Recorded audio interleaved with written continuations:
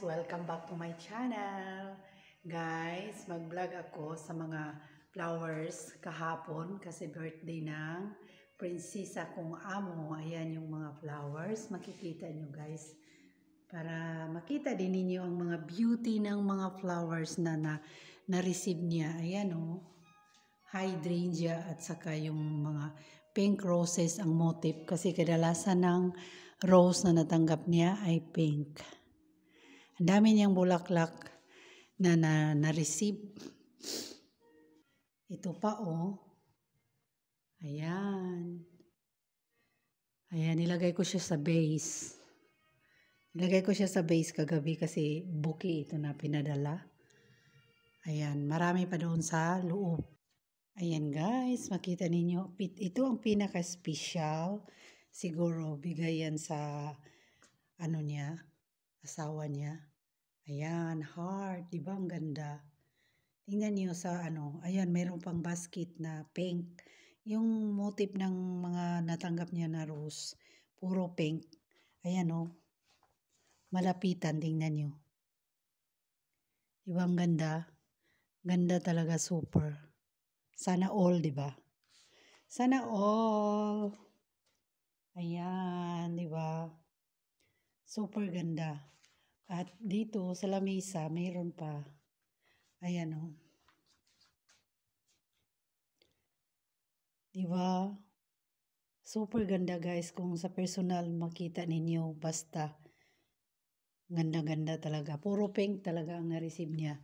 Kasi yung ano, amo ko guys, buntis siya. First baby. Siguro hindi ko alam baka nag-gender reveal na babae. Kasi lahat pink yung na-receive na mga rose. Ayan o. Hindi ko alam kung nag-uso ba sa kanila yung mga gender reveal na yan. Sa atin kasi uso sa Pilipinas, di ba? Nauso yan. Kahit saan namang ibang bansa, may gender reveal din. Siguro babae yung ano niya.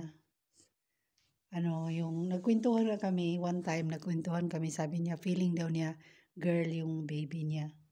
Ayan. Di ko alam, baka nag-gender reveal. Ayan o, tingnan niyo ang ganda. Ang laki ng mga rose. Baby girl siguro. Gusto kasi niya daw girl sana. Kasi daw pwedeng ano ba. Pwedeng mag-dress up silang dalawa. Kaya nagtawanan kami nung one time nagkwentuhan kami. Feeling ko lang nag-gender reveal na siya. Yan. Super ganda. Ito talaga ang the best. Siguro bigayan ng asawa niya. Puro to dineliver. Kahapon. Ako ang taga-receive. Ayan, tingnan nyo. Yan ang pinaka, ano talaga, special. Heart. Ito din maganda. Ganda ng ano, oh, hydrangea. Hydrangea to eh. Pink. Ganda ng mga kulay ng mga rose. Kaya yan lang guys. Yan lang. Inaano ko sa inyo yung birthday ng amo ko kahapon. Kahapon yung birthday niya. O, diba? Thank you for watching. Please support my channel. See you to my next vlog. Bye.